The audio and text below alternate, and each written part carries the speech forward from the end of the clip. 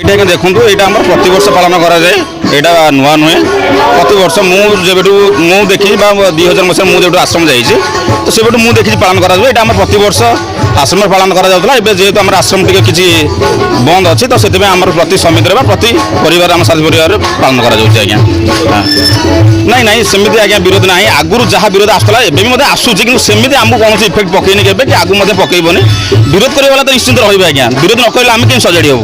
ସେମାନଙ୍କ କାମ ହେଲା ସେମାନେ ଆମ ଭୁଲ ଦେଖାନ୍ତୁ, ଆମେ କେମିତି ସଜାଡ଼ିବୁ, କେମିତି ଠିକ୍ କରିବୁ, ଆମେ କେମିତି ଆମ ସାରା ପରିବାର କେମିତି ଆମ ଶୃଙ୍ଖଳା ସହିତ ସବୁ କାମ କରିପାରିବୁ, ଆମେ ସେଥିପାଇଁ ନିଶ୍ଚିତ ଶୃଙ୍ଖଳିତ ହେବୁ। ସେଥିପାଇଁ ଆମର କୌଣସି କିଛି ଇଏ ନାହିଁ। ନିଶ୍ଚିତ କେବେ କମିନି, ଆହୁରି ମଧ୍ୟ ବଢ଼ୁଛି। ଖୁସି ଲାଗୁଛି ଯଦି ଲୋକ କେହି ବିରୋଧ ବି କରୁଛନ୍ତି। ଆମେ ସତ୍ୟତା କ'ଣ ଆମେ ଜାଣିଛୁ ଆଜ୍ଞା। ଆଗକୁ କ'ଣ ଘଟିବ, ଏବେ କ'ଣ ଘଟୁଛି, ଆଉ କ'ଣ ହେଇପାରିବ ସେଇଟା ଆମେ ଜାଣିଛୁ ଆଜ୍ଞା। ଲୋକ ସେଇଟା ଜାଣନ୍ତିନି। ତେଣୁକରି ଲୋକମାନଙ୍କର କହିବାଟା ଆମକୁ ଯେତିକି ଦୁଃଖ ନ ଦେଉଛି ସେଠି ବରଂ ଆହୁରି ଇଣ୍ଟରେଷ୍ଟ ବଢ଼ଉଛି, ଆମକୁ ଖୁସି ଲାଗୁଛି। ଆମେ ବରଂ ଆଗକୁ ଆହୁରି ବଢ଼ି